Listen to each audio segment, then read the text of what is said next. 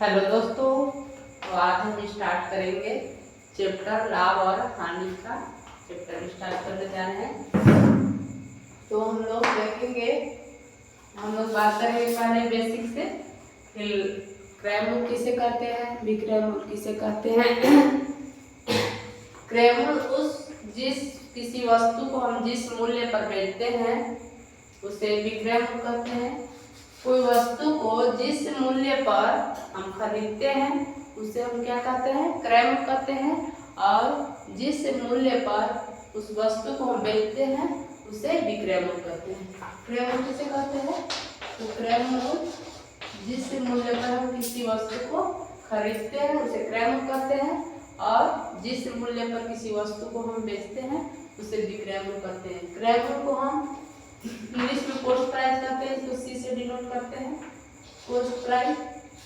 और विक्रय मूल्य को सेलिंग प्राइस से डिनोट करते हैं। विक्रय मूल्य को किससे कहते हैं, एस से, सेलिंग प्राइस। क्रय मूल्य को सी से डिनोट करेंगे कॉस्ट प्राइस, और विक्रय मूल्य को एस से डिनोट करेंगे सेलिंग प्राइस। और लाभ किस स्थिति में लाभ होता है, जब हम किसी वस्तु को जितना रुपए में खरीदते हैं और उससे कहीं अधिक रुपए में बेचते हैं उसे हम क्या कहते, वहां पर मेरा क्या होता है, तो लाभ होता है। जिस किसी वस्तु को हम जिस मूल्य पर खरीदते हैं उससे कहीं अधिक मूल्य पर बेचते हैं तो वहां पर मेरा क्या होता है, लाभ होता है, प्रॉफिट होता है। और जब हम किसी वस्तु को जिस मूल्य पर खरीदते हैं उसे कम मूल्य पर यदि हम बेचते हैं तो वहाँ पर मेरा क्या होता है, हानि होता है। जैसे कि हम किसी वस्तु को हम 500 रुपये में खरीदे, किसी वस्तु को हम कितना रुपये में खरीदे, 500 रुपये में खरीदे, और उस वस्तु को हम कितना रुपये में बेचेंगे, इसे हम 800 रुपये में बेच दी। यहाँ पर मेरा क्या हुआ, यहाँ पर मेरा लाभ हुआ, क्योंकि 500 रुपये में खरीदे और बेचे इसको कितना रुपए में, 800 रुपये बेचे। मेरा यहाँ पर कितना का लाभ हुआ, तो 300 रुपये का मेरा यहाँ पर लाभ हुआ। कितना का लाभ हुआ, 300 रुपये का लाभ हुआ। यदि हम किसी वस्तु को हम कितना रुपये में खरीदे, मान लीजिए कि इसको 700 रुपये में खरीदे, किसी वस्तु को कितना रुपये में खरीदे, 700 रुपये में खरीदे, और उसको बेचे कितना रुपये में, कितना रुपए में बेचे, तो इसको हम 400 रुपये में बेच दिए। यहाँ पर मेरा क्या होगा, 700 रुपये में खरीदे और 400 रुपये में बेचे, यानी कि क्रय मूल्य से कम रुपए में बेचे, तो यहाँ पर मेरा क्या हो जाएगा, हानि होगा। क्या होगा, हानि। कितना का हानि होगा, तो 700 रुपये में खरीदे और 400 रुपये में बेचे, तो यानी क्या 300 रुपये का मेरा यहाँ पे हानि हुआ। कितना रुपए का हानि हुआ, 300 रुपये का हानि हुआ।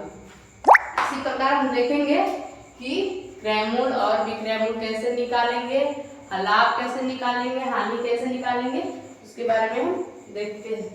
यहाँ पर देखेंगे कि कैसे क्रय मूल्य विक्रय मूल्य निकलता है और कैसे लाभ हानि होता है। तो हम देखेंगे क्वेश्चन बनाते हैं इसी टॉपिक पर। कोई क्वेश्चन कर दिया कि किसी वस्तु को 800 रुपये में खरीद कर और उसे कितना रुपये में बेच दिए, इसे 1000 रुपये में बेच दिए। तो यहाँ पर बोलेगा कि लाभ या हानि ज्ञात करें, बोलेगा कि लाभ या हानि ज्ञात करें, लाभ या हानि ज्ञात करें।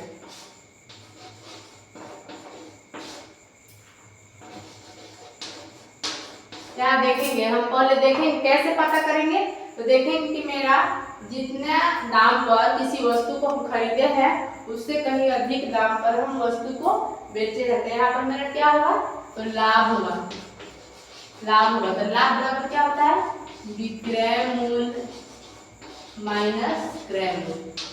क्या होता है, विक्रय मूल्य माइनस क्रय मूल्य,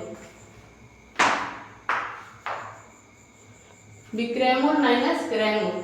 तो विक्रय मूल्य मेरा कितना दिया हुआ है, 1000 रुपये दिया हुआ है, 1000। क्रय मूल्य कितना है, 800 रुपये। तो यहाँ पर मेरा लाभ कितना हुआ, तो लाभ मेरा यहाँ पे 1000 में से 800 घटाएंगे यानी कि 200 रुपए का मेरा लाभ हुआ। कितना का लाभ हुआ? तो 200 रुपए का मेरा लाभ हुआ। अब आगे क्वेश्चन देखेंगे। अब दूसरा क्वेश्चन देखेंगे कि किसी वस्तु को हम कितना रुपए में खरीदे? माना कि इसे हम 500 रुपए में खरीदे। मान लेते हैं किसी वस्तु को हम 500 रुपए में खरीदे और इसको हम कितना रुपए में बेचे? इसको हम 300 रुपए में बेच दिए।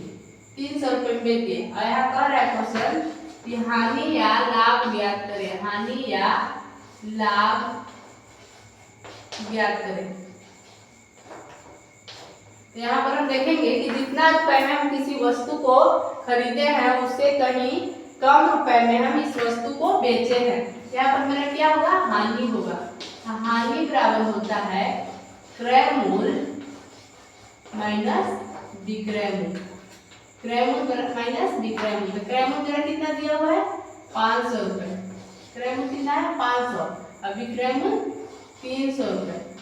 तो यहाँ पर मेरा हानि कितना हुआ? 200 रुपए का हानि हुआ। कितना रुपए का हानि हुआ? 200 रुपए का हानि हुआ। इसी प्रकार हम आगे क्वेश्चन देखेंगे।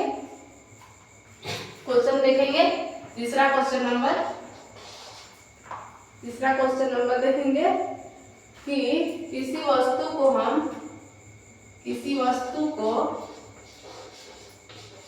1500 रुपए में खरीदकर और उसे 1500 रुपए में खरीदकर उसे हम 1800 रुपए में बेच दिए। तो यहाँ पर मेरा क्या होगा? लाभ होगा। तो लाभ बराबर लाभ ज्ञात करने के लिए बोलेगा लाभ ज्ञात करेंगे।